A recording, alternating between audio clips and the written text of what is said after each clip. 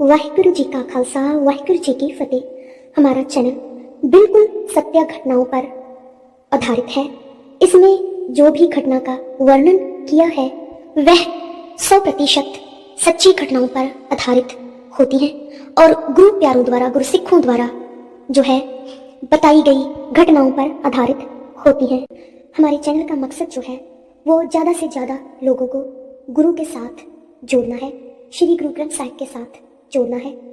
तो ये सच्ची घटनाएं जो अनेक गुरु सिखों के साथ घटित हुई हैं, ये सत्य घटनाएं हैं और इन्हें सुनाने का हमारा एकमात्र मकसद यही है कि हमारे द्वारा सुनाई ये सच्ची घटनाएं जो हैं, सच्ची जो घटनाएं घटित हुई है, इसे सुनकर अगर आप जो है श्री गुरु ग्रंथ साहिब के साथ जुड़ते हैं तो हम अपना जीवन जो है धन्य समझेंगे और समझेंगे कि हमारे जीवन का मकसद जो है पूरा हो गया। संत मस्कीन सिंह जी वर्णन करते हैं कि कपूरथला में एक गुरुद्वारा संत करतार सिंह जी का है, ठट्ठा ठिब्बा। वहाँ पर एक हमारा समागम था, तो अपना समागम जो है ख़त्म कर हमने जम्मू कश्मीर जाना था।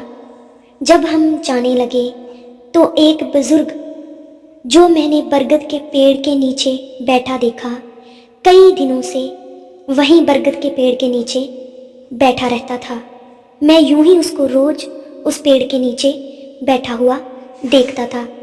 तो मैंने संत करतार सिंह जी से कहा कि ये जो बुज़ुर्ग बैठा है ये भोजन करने गुरुद्वारे में नहीं आता है, तो क्यों ना इसका भोजन बरगद के पेड़ के नीचे ही भेज दिया जाए। तो वह कहने लगे कि आप भोजन जो है उसके लिए भिजवा कर देख लें। तो मैंने ज्ञानी जी से उसके लिए भोजन भिजवा दिया, लेकिन उसने भोजन नहीं लिया, नहीं खाया और ये कहकर मोड़ दिया कि मुझे ज़रूरत नहीं है, जब ज़रूरत होगी, आवश्यकता होगी तो मैं खुद गुरुद्वारे में आकर भोजन जो है ग्रहण कर लूँगा। तो सुबह जब हम उठे और जम्मू कश्मीर जाने के लिए तैयार हुए तो संत जी ने हमें जो है सारे दिन के लिए भोजन जो बनाकर साथ में ही दे दिया कि आपका सफ़र जो है लंबा है, तो रास्ते में अगर भूख लगेगी तो ये लंगर खा लेना।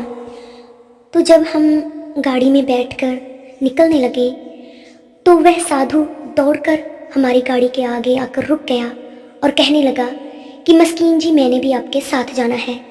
तो मैंने उससे कहा कि हम आपको हमारे साथ कैसे ले जा सकते हैं, क्योंकि इस गाड़ी में केवल 5 आदमी बैठ सकते हैं, लेकिन हम तो 7 जो है आदमी इस गाड़ी में पहले से ही बैठे हुए हैं। 4 जो है पीछे बैठे हुए हैं और 3 आगे बैठे हुए हैं। जगह सिर्फ इस गाड़ी में 5 आदमियों की है, तो हम आपको कैसे साथ ले जा सकते हैं। मैंने कुछ पैसे उसको देते हुए कहा कि आप ये पैसे रख लो और बस में चढ़कर आप आ जाना। तो उसने अपनी जेब में बहुत सारे जो पैसे हैं निकाल कर मेरे आगे करते हुए कहा कि बस में तो मैं भी आ सकता हूँ, लेकिन मैंने आपके साथ ही जाना है। तो मैंने कहा कि ये जो गाड़ी में आदमी मेरे साथ बैठे हैं, मैं कैसे इनमें से किसी को उतार सकता हूँ और आपको बिठा सकता हूँ, मेरी बहुत बड़ी मजबूरी है, मैं ऐसे नहीं कर सकता। तो वह बोला कि ये तो आप पर निर्भर है कि आप किसको उतारना चाहते हो और किसको बिठाना चाहते हो। तो हमारा जो ड्राइवर है वो थोड़े गर्म स्वभाव का था, तो उसने गुस्से में कहा कि ये आदमी तो पागल लगता है मुझे, और गाड़ी जो है स्टार्ट कर ली, चला ली। और कुछ दूर जो है जाकर एक मुकेरियाँ नामक जो स्थान है वहाँ पर एक हलट चलता हुआ, पुराने टाइम में जो कुएं हुआ करते थे, जो फसलों की सिंचाई करने के लिए कुएं होते थे, वो बल्दों के साथ जोड़कर पानी निकालने के लिए चलते थे, उन्हें हलट बोला जाता था। वह देखकर जो गाड़ी रोक ली कि यहाँ फ्रेश जो है पानी है और दरख्तों की ठंडी ठंडी छांव है, यहाँ बैठकर हम अपना भोजन जो ज्ञानी संत करतार सिंह जी ने बनवा कर दिया है वो खा लेते हैं और थोड़ा आराम करके आगे की ओर फिर बढ़ते हैं हम। तो उन्होंने वहाँ पर गाड़ी रोक ली। चद्दर बिछाकर हम उन जो है पेड़ उनकी छाँव में बैठ गए और जब खाने के लिए भोजन निकाला तो पता नहीं किधर से वो बाबा है जो आकर हमारे पास बैठ गया।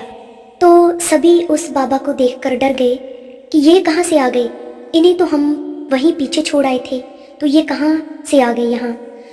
तो बाबा जी कहने लगे कि जब मैंने आपसे कहा था कि मैंने आपके साथ जाना है तो बस आपके साथ जाना है, आप मान ही नहीं रहे हो।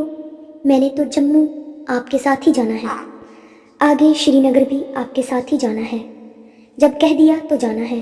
संत मथुरा सिंह जी जो हमारे साथ थे, हमारे साथी हैं, वो मुझे कहने लगे कि ज्ञानी जी ये मुझे कोई सिद्ध पुरुष जो है प्रतीत हो रहा है कि कोई सिद्ध पुरुष है, प्रकट हो गया है और ये गुप्त रूप में हमारे साथ ही अभी लगता है कि जाएंगे।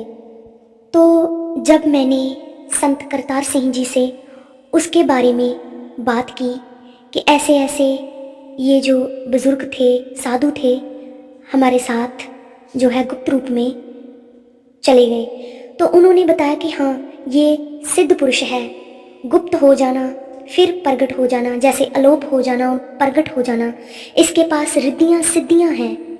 अपने शरीर का आकार जो है बड़ा कर लेना, बड़े हो जाना, छोटे हो जाना, अलोप हो जाना, प्रकट हो जाना, वाक सिद्धि, जो भी मुंह से जो बोल दे ये तो वो सच हो जाता है, इनके पास है। रिद्धियाँ सिद्धियाँ इनको प्राप्त हुई हैं। कई कई महीने ये भोजन ही नहीं करते हैं और जब भोजन करते हैं तो ऐसे करते हैं भी ये भी दे दो वो भी दे दो, इनका जो है वो भोजन इनके आगे कम पड़ जाता है। ऐसे हैं ये।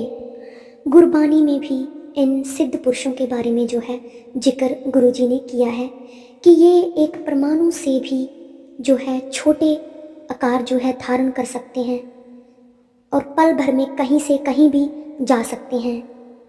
जो लगातार वाहिगुरु का नाम सिमरन अभ्यास करते हैं उन्हें नाम सिमरन द्वारा, नाम सिमरन अभ्यास द्वारा, वाहिगुरु सिमरन द्वारा जो है रिद्धियाँ सिद्धियाँ प्राप्त हो जाती हैं, लेकिन कई बार उन्हें पता ही नहीं चलता और अचानक अगर वो कुछ बोलते हैं कभी तो उनका वाक जो पूरा हो जाता है तो उन्हें फिर पता चलता है कि वो हमें तो वाक सिद्धि प्राप्त हो गई है।